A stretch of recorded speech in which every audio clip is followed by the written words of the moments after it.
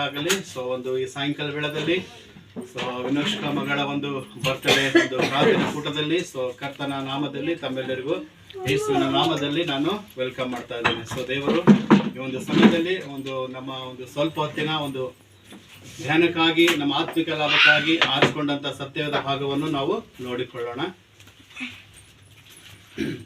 Hallelujah, praise the Lord. ಕೀರ್ತನೆಗಳ ಗ್ರಂಥ 118ನೇ ಅಧ್ಯಾಯ 24ನೇ ವಚನ.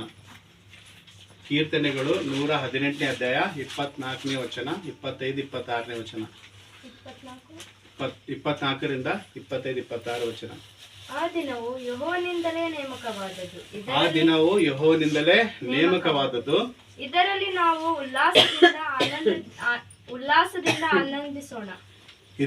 ನಾವು ಉಲ್ಲಾಸದಿಂದ ಆನಂದಿಸೋಣ. ಯೆಹೋವನೇ ದಯವಿಟ್ಟು ರಕ್ಷಿಸು. ಯೆಹೋವನೇ ದಯವಿಟ್ಟು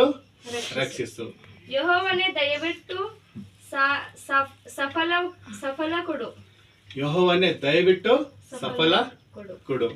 ಯೆಹೋವನ ಹೆಸರಿನಲ್ಲಿ ಒಳಗೆ ಬರುವವನಿಗೆ ಆಶೀರ್ವಾದ. Amen, hallelujah. ಸೊ ಯೆಹೋವನ ಹೆಸರಿನಲ್ಲಿ ಒಳಗೆ ಬರುವವನಿಗೆ ಏನಂತೆ?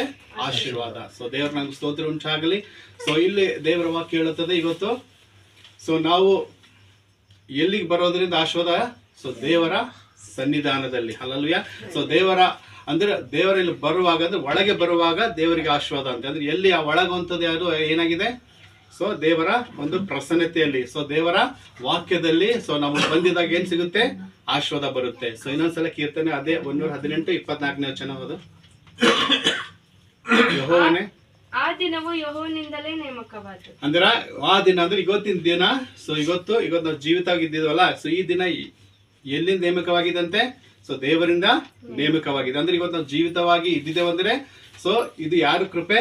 ದೇವರ ಕೃಪೆ. ಅಂದ್ರೆ ಇದು ನಮಗೆ ಈ ದಿನ ನೇಮಕ ಮಾಡಿದಂತರು. ಇವತ್ತು ನಾವು ಬದುಕಿ ಬಾಳ್ತಾ ಇದ್ದೇವೆ. ಇವತ್ತು ಅನೇಕ ಜನ ನೋಡ್ಬೇಕಾದ್ರೆ ಸೊ ಮರಣಕ್ಕೆ ತುತ್ತಾಗಿದಾರಲ್ಲ. ಸೊ ಈಗ ದೇವರು ನಮಗೆ ಆತನ ಕೃಪೆದಿಂದ ಆತನ ವರಗಳಿಂದ ಏನ್ ಮಾಡಿ ತುಂಬಿಸಿ ಸೊ ಜೀವಿತ ಲೆಕ್ಕಲ್ಲಿ ಇಟ್ಟಿದ್ದಾರೆ. ಅಂದ್ರೆ ಈ ದೇವರ ವಾಕ್ಯ ಹೇಳುತ್ತಲೇ ಆ ದಿನ ಇವತ್ತಿನ ದಿನ ಯಾರಿಗೆ ಮುಖಾಂತರ ನೇಮಕವಾಗಿದೆ?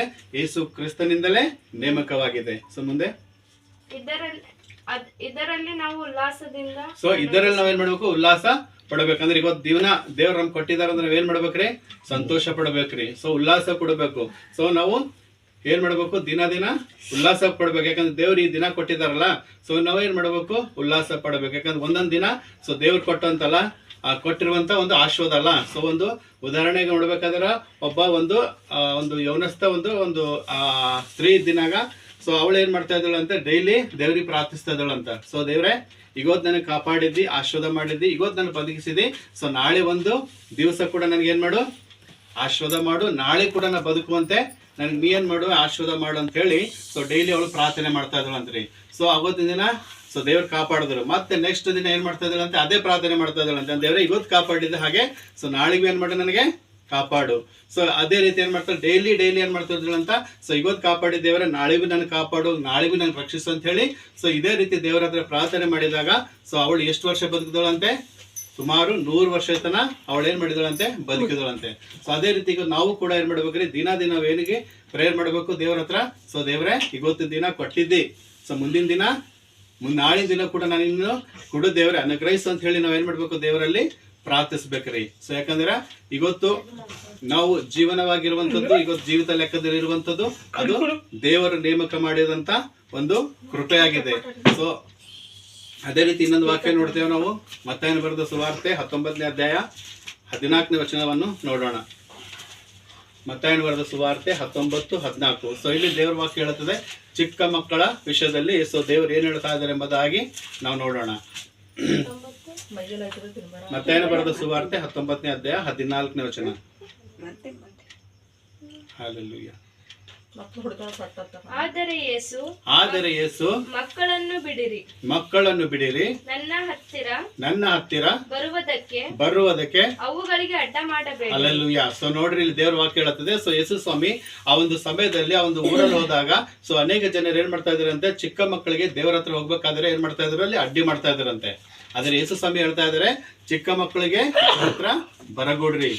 ಸೊ ಪರಲೋಕ ಅಂದ್ರೆ ಯೇಸು ಸ್ವಾಮಿ ಹೇಳ್ತಾ ಇದಾರೆ ಅವ್ರಿಗೆ ನನ್ನ ಹತ್ರ ಬರ್ತಾರೆ ಅಡ್ಡಿ ಮಾಡಬೇಡ್ರಿ ಎಂಬುದಾಗಿ ಯೇಸು ಸ್ವಾಮಿ ಹೇಳ್ತಾ ಇದಾರೆ. ಇವತ್ತು ಚಿಕ್ಕ ಮಕ್ಕಳಾಗಿರುವಂತವ್ರು ಏನ್ ಮಾಡ್ಬೇಕ್ರಿ?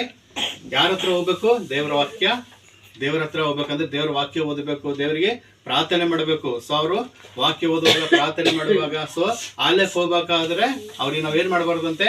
ಅಡ್ಡಿ ಮಾಡಬಾರ್ದು.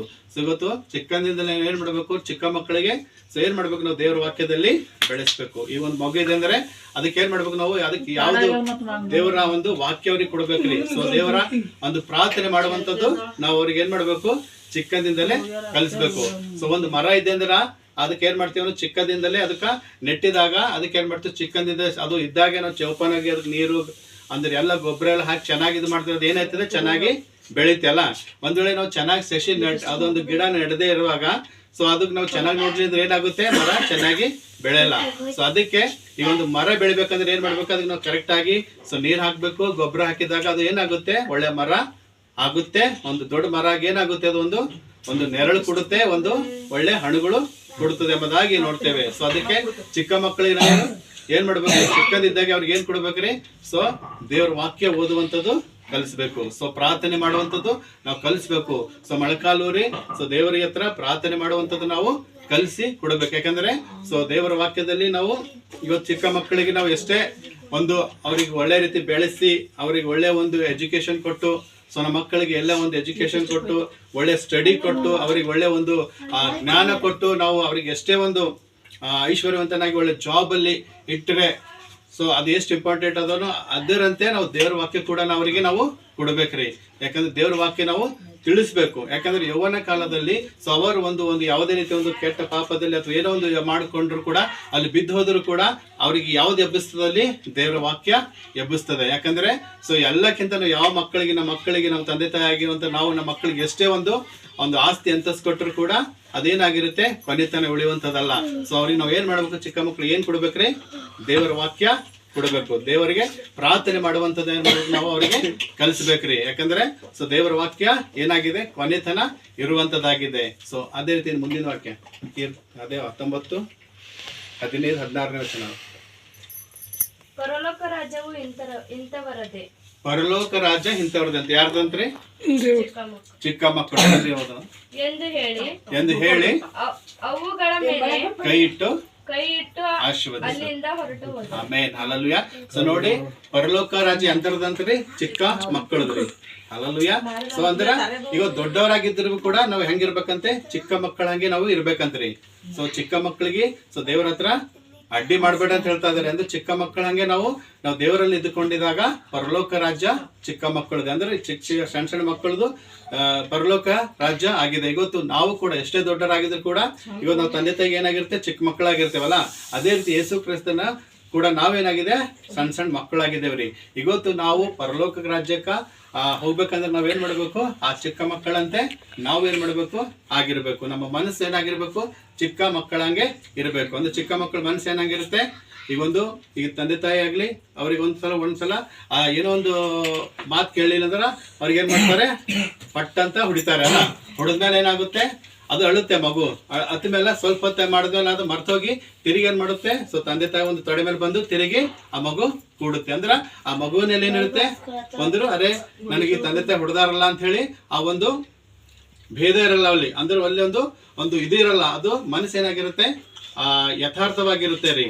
ಸೊ ಅಲ್ಲಿ ಹೊಡೆದ್ರು ಕೂಡ ಅದು ಮರ್ತು ಏನ್ ಮಾಡುತ್ತೆ? ತಂದೆ ತಾಯಿ ಹತ್ರ ಹೋಗಿ ಅದು ಕೂತ್ಕೊಳ್ಳುತ್ತದೆ. ಅದೇ ರೀತಿ ನಮ್ಮ ಮನಸ್ಸು ಕೂಡ ನಾವು ಯಾರೇನಂದ್ರು ಸೊ ನಾವೇನ್ ಮಾಡ್ಬೇಕು? ಚಿಕ್ಕ ಮಕ್ಕಳಂಗೆ ನಮ್ಮ ಮನಸ್ಸು ನಾವೇನ್ ಮಾಡ್ಬೇಕು? ಇಟ್ಕೊಂಡು ನಾವು ದೇವರಲ್ಲಿ ಪ್ರಾರ್ಥಿಸಿದಾಗ ಸೊ ದೇವ್ರು ಏನ್ ಮಾಡ್ತಾರೆ? ನಮಗೆ ಆಶೀರ್ವಾದ ಮಾಡ್ತಾರೆ. ಸೊ ದೇವರು ಅಲ್ಲೇನ್ ಮಾಡಿದ್ರು? ಆ ಚಿಕ್ಕ ಮಕ್ಕಳಿಗೆ ಅಡ್ಡ ಮಾಡ್ಬೇಡ್ರಿ ಅಂತ ಹೇಳಿ ಅವ್ರಿಗೆ ಏನ್ ಮಾಡಿದ್ರು?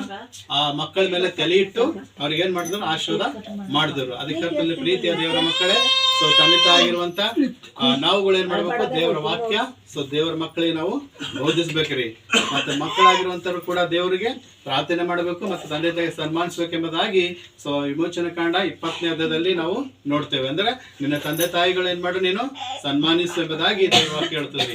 ಅದಕ್ಕೆ ಕರ್ತನಲ್ಲಿ ಪ್ರೀತಿಯ ದೇವರ ಮಕ್ಕಳೇ, ಸೊ ಇವತ್ತು ಒಂದು ಹುಟ್ಟುಹಬ್ಬ ಆಚರಿಸಿಕೊಳ್ಳುವಂತ ಮಗಳನ್ನು ಕೂಡ ದೇವರು ಆಶೀರ್ವಾದ ಮಾಡಲಿ.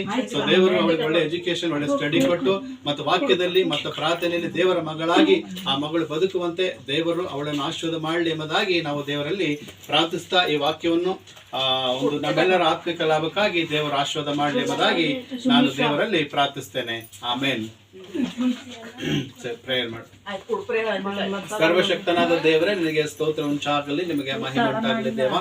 ಹೌದು ಕರ್ತನೆ, ಇಷ್ಟೊತ್ತು ಸ್ವಾಮಿ ನಿನ್ನನ್ನು ಆರಾಧಿಸುವಂತೆ ನಿನ್ನ ವಾಕ್ಯ ಧ್ಯಾನ ಮಾಡುವಂತೆ ಕೃಪೆ ಮಾಡಿದಿ. ಕೇಳಿದಂತ ವಾಕ್ಯ ನಮ್ಮನ್ನು ಆಶೀರ್ವಾದ ಮಾಡು, ನಮ್ಮ ಆತ್ಮಿಕ ಲಾಭಕ್ಕೆ ಆಶೀರ್ವಾದ ಮಾಡು. ಚಿಕ್ಕ ಮಕ್ಕಳಂತೆ ನಾವಾಗುವಂತೆ ನೀವು ಆಶೀರ್ವಾದ ಮಾಡೋದು. ಚಿಕ್ಕ ಮಕ್ಕಳ ನನ್ನ ಹತ್ರ ಬರಗುಡ್ರಿ ಅಂತ ಹೇಳಿದಿ ಕರ್ತೇನೆ, ಪರಲೋಕ ರಾಜ್ಯ ಅಂತವ್ರದ್ದು ಅಂತ ಹೇಳಿದಿ ಕರ್ತೇನೆ. ಹೌದು ಸ್ವಾಮಿ, ನಿನ್ನ ಮಗಳನ್ನು ಆಶೀರ್ವಾದ ಮಾಡು ಕರ್ತೇನೆ. ವಿಶೇಷವಾಗಿ ಇಲ್ಲಿರೋದು ಎಲ್ಲರನ್ನ ಆಶೀರ್ವಾದ, ಇವತ್ತು ಹುಟ್ಟುಹಬ್ಬನ ಆಚರಿಸುವಂತ ಒಂದು ಮಗುವನ್ನು ಆಶೀರ್ವಾದ ಮಾಡು. ವಿನಷ್ಕ ಮಗಳನ್ನು ಕಳೆದ ವಾರ ಕಳೆದ ತಿಂಗಳು ಮಗಳಿಗೆಲ್ಲ ಒಂದು ಕೇಡು ಗಂಡಾಂತರದಿಂದ ರೋಗ ರುಜಿನಗಳಿಂದ ಕಾಪಾಡಿ ರಕ್ಷಿಸಿದೆ ಕರ್ತೇನೆ. ಇವತ್ತು ಹೊಸ ವರ್ಷ ಮಗಳು ನೋಡುವಂತೆ ನೀವು ಕೃಪೆ ಮಾಡಿದಕ್ಕಾಗಿ ನೀವು ಸ್ತೋತ್ರ ರಾಜ.